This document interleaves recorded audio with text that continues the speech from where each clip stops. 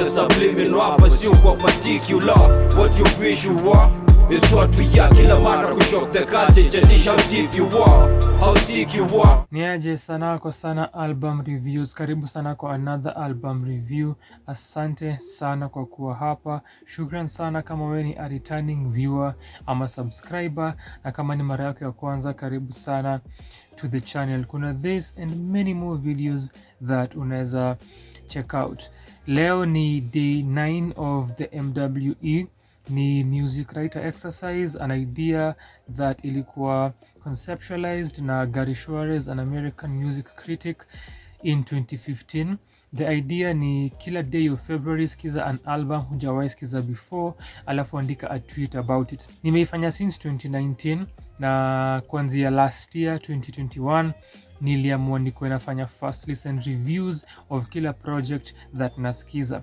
Huskiza Kenyan projects peke yake, na this year I'm still doing the same exercise ikikuja kwa regard ya first listen reviews, kando na the tweet reviews that nitaandika at the end of the day. Kwa hivyo kuna other videos za huu mwaka ama za last year unaweza check out iwapo uko interested. Vile nimesema, leo ni day 9th February 2022, saini 8:59, na hizi videos nazi-release in March on the corresponding days. Kwa hiyo kama una watch hii siku yenye ina premiere, asante sana for the support. Wewe ni wa maana if you're that one person mwenye na watch. If you're watching this any other time, shukran sana. It doesn't matter anyways, ndio. What's time?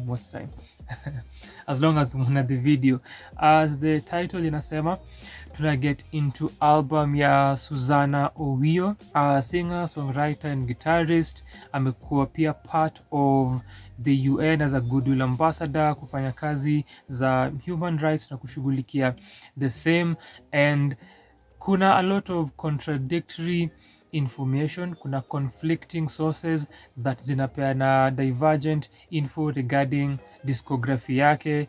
Nilikuwa na angalia what album to listen to by Suzanna. Vile nisema kwa the video that nilifanya jana, review ya Anyango ya Titi Diva, nupenda kuanza na debut album ya an artist ama their debut project as I work my way upwards, iwapo kuna a discography to work with. So nikiangalia kuna sites that zinakwambia ako na 3 albums, and that is My Roots, ya Mukudho na Kisumu 100. However, kuna a different site ama different sources zitakwambia ni ya Mukudho, My Roots na Mama Africa. This one, some only have My Roots na ya Mukudho, so kuna conflicting information. But ukiangalia again Mama Africa kwa where imekuwa documented, some sources zinasema ilireleasiwa 2004, some sources zinasema 2002, alafu kuna releases, for example kwa DSP kama ni Apple inasema 2012, SoundCloud pia 2012, alafu anasema My Roots came out in 2010, Spotify says Mama Africa ili come out in 2004.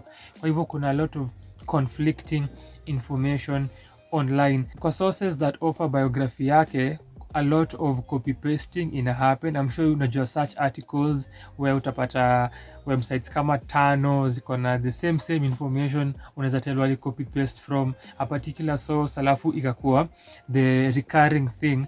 But kile una get ni ukisoma those biographies, kuna a mention of an album that Suzanna aliwakia in 2002 that ilikuwa an award winning album na aliwakia na Ted Josiah. And then around that same time wanasema that album ilimfanya akuwe nominated ama ashinde award ya most promising artist, sijui which award, but for 2003.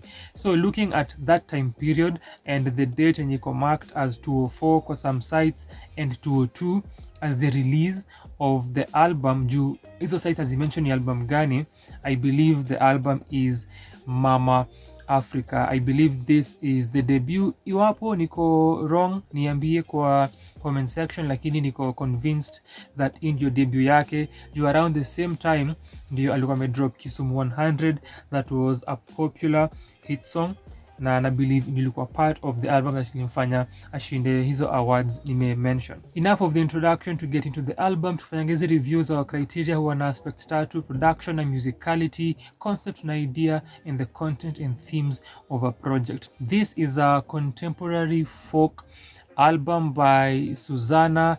Ina capture traditional sounds, ina capture folk music, alafu iko na aspects zimekuwa infused za contemporary and modern music, the center being the folk and traditional music because of the melodies na rhythms za guitar zenye anacheza. Kisha ukisikiza a lot of the songs incorporate urutu, yaipatia an amazing traditional feel. The rhythms there are soothing.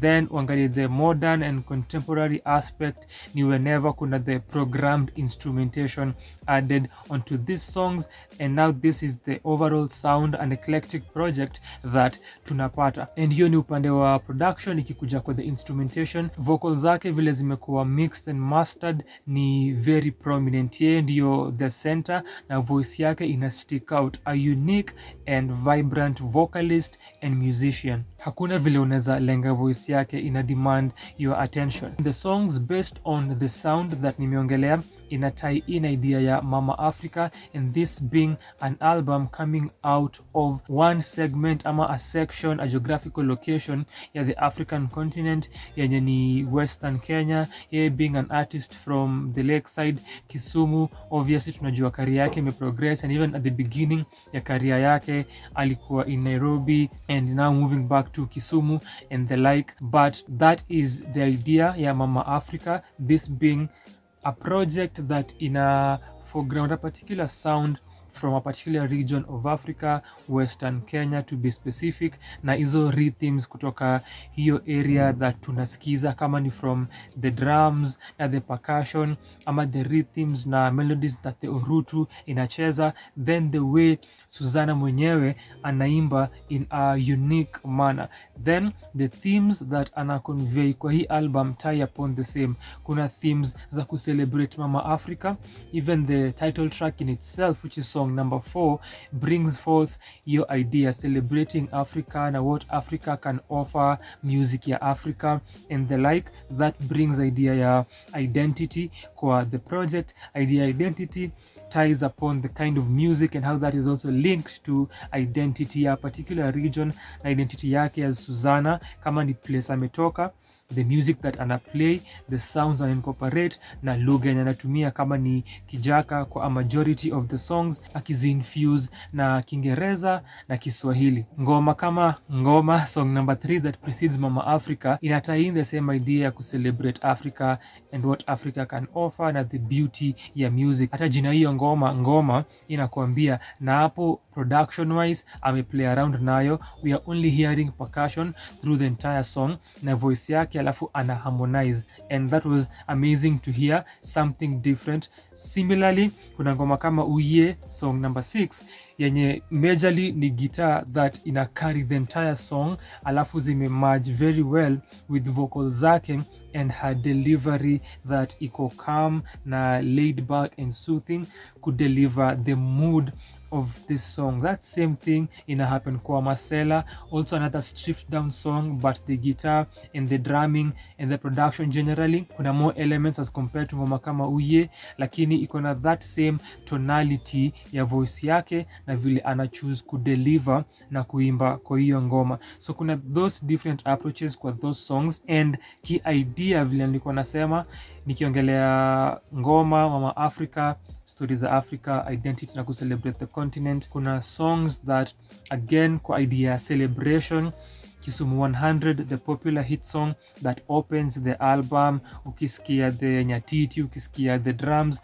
from the word go, inakuset kwa the mood ya the album. Na kuna number of albums that zimetumia the opening song ku achieve hiyo role, na nilimention nikireview album ya Aaron Rimbui, Habitoeli na Yandasikade kwetu, how nilikuwa nimefikiria ile art yenye imekuwa lost ya opening albums.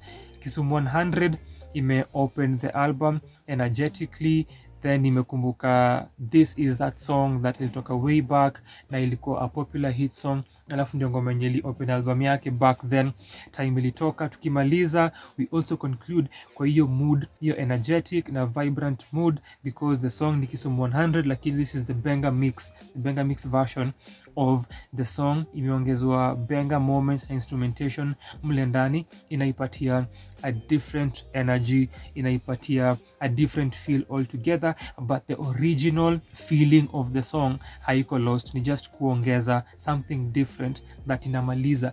Hata ingemaliziwa kwa the previous song Minwa Mary, dedication to madhake, idea ya Mama Africa ina link kwa hiyo ukifikiria, lakini the song in itself pia ni a celebratory tune, anasherekea mamake. Ina tie in kwa hii concept ya these songs about celebration na odes to particular persons or things. So Kisumu to shereke Kisumu, a dedication to the region. Alafu nimeongelea Minwa Mary, Masela to granny wake. Kuna those kind of songs, ngoma na Mama Africa the same. Then uko na songs that zina center Suzanna, Wachna, Sunakayo Ngea, Lekne Wonder. Hizi ni ngoma zile zinamcenter akipeana kama ni experiences zake na certain observations. Also pia ni mention Wachna, which is song number 2 coming in after Kisumu 100. Inaendelea na idea ya kujenga, idea ya building something. Kwa hii case ni building the self, niambie vitu vitanijenga. Na Kisumu 100 kulikuwa na idea ya kujenga Kisumu na kuimprove the region in as much as ama as well as celebrating it. Hii album pia ndio iko na Sandore, siwezi kosa kumention another popular song by Suzanna, iko na a salsa tune to it, ni energetic, and ukiangalia kwenye imeplesiwa kwa the album, which is something that Suzanna anafanya very well. One, the mood ya vile the song ina sound, production wise ina match vile ataimba depending on the elements and instrumentation. But secondly, ana play around na different moods, kama ni from Kisumu 100 to Wachna, alafu tukuje kwa ngoma vile nimesema stripped down percussion na vocals zake and her harmonies. Mama Africa still around that same, iko na idea ya celebration as I've mentioned, but not as energetic na hype. But now Sandore with the salsa feel and more fuller production, the energy goes higher. Kutoka hapo ni Uye, vile nimeongelea the playing on the song, the guitars mellow than the previous song, na pia vile anaimba, how ana deliver voice yake in the tone anatumia ina capture the same idea that the production has. So hiyo ni idea na play around nayo. Sunakayo Ngea ina pick up the energy once again, ina progress even further hiyo idea, the contemporary nature of this album. Kuna a soul and dance feeling to the song. Then towards the end kuna a climax tunasikiza where ni only instrumentation, but tunasikiza a bass, tunasikia synth keys, guitar and urutu, na it sounds beautiful. Mentioning the urutu last, witumeka segue kuongelea the following song Pole Pole, touching on the folk aspect because ina borrow from fables and folk stories, kuongelea how Kobe utembea polepole, kumention Kinyonga and using those kupass a message ya polepole ndio mwendo. Ina touch on the songs that were anapass a specific message regarding humanity na our behaviors and traits. Lekne Wonder inaongelea dreams na dreams kumdanganya. Hapo ndio the first time nimesikia a feature. Kwa Kisumu 100 kuna male group vocals tunasikiza, but now hapa kuna feature verses. Nimesikia ikianza najiambia na sound kama Nazizi, nikaachana nayo juu the feature ijaandikwa, and then kuna another feature verse nikasikia ikaniconfirm yenye Nazizi juu Waire alikamin akiimba, nikajiambia so this is a feature na necessary noise, sijaisikia hii collaboration. Kisha kuna verse ingine ya Bamzi before Wairenda nazo ongeze other verses after that. So a collaboration na Necessary Noise, an interesting concept kuongelea dreams and how dreams inadanganya na ideas za achievement. Ngoma na Kijaka, the title and the main chorus and vocals za Suzanna, alafu kuna place anai-translate na imba Kiingereza, alafu kuna verses za Necessary Noise Kiingereza, swa, and the feeling the song ni reggae, so a different sound that incorporate kwa hii album ikikuja kwa that particular song. So kuna dynamism that inculcate kwa the production, playing around with the different instruments, alafu kuipatia traditional folk sound, incorporating that na contemporary modern feel. Kisha on top of that ni uniqueness ya sauti yake na uimbaji wake. Nikimaliza acha ni mention kwa hii MWE for this week niko na an album by Sally Oyugi, Uromo. Please check that out if you're watching this way later after date yake ya kupremiere. By now ishatoka. If you're watching this siku ina premiere, then jua inakuja somewhere hii wiki, but na mention juu Suzanna Owiyo aliwork na Sally Oyugi akianza career yake after high school. Alikuwa backup vocalist wa Sally Oyugi before a join band ingine, then later kwa career yake alikuwa under tutelage ya Achieng' Abura.